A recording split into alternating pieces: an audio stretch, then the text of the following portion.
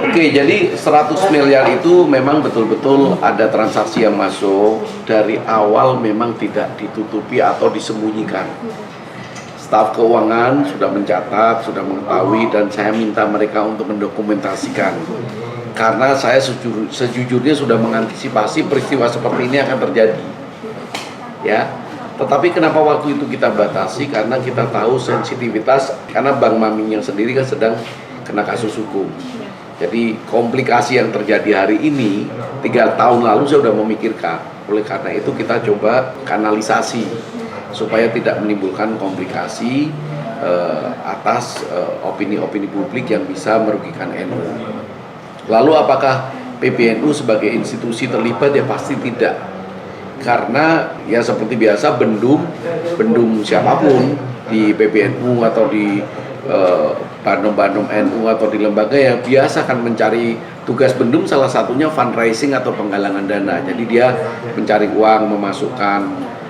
Kebetulan dalam kasusnya Bang Maming ini kan dia mendapat sangkaan korupsi yang akhirnya menjadi vonis.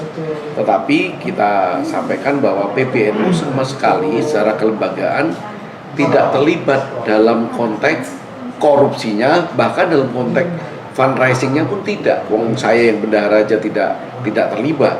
Tetapi kemudian ketika masuk kan kita harus mengelola nih, karena apapun ini kan punya potensi yang membuat image NU tidak benar. Jadi kita meminta untuk Bang Maming mengambil sebagian dari dana ini yang akhirnya tidak disumbangkan ke NU. Itulah kemudian terjadi pengembalian dana, dan itu diakui oleh kubu mereka bahwa memang sebagian besar dari dana tersebut diambil kembali untuk operasional Bang Maming sendiri sebagai bendum. Karena kan dia memang menjadi bendum sampai mungkin setelah vonis ya baru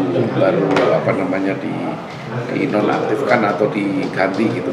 Intinya begini, ada beberapa hal yang secara pendek adalah pertama, ketika memasukkan uang, kita semua kan tidak tahu bahwa itu memang tugas bendum, beliau memasukkan dan beliau dari awal yakin uang yang dimasukkan itu tidak ada hubungannya dengan tindak korupsi.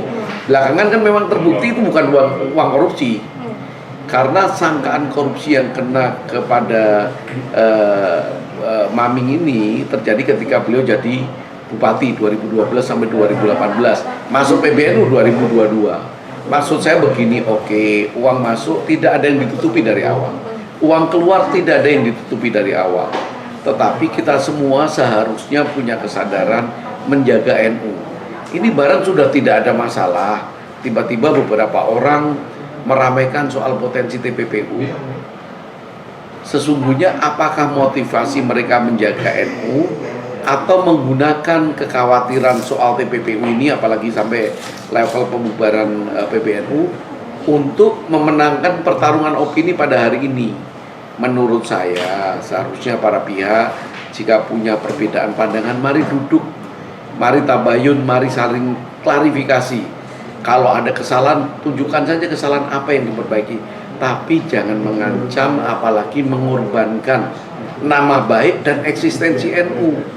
Jangan orang-orang itu ada yang mengatakan ini melakukan demi mengamankan NU, tetapi sesungguhnya justru mengumbar informasi yang bisa menurunkan citra NU. Menurut saya begitu.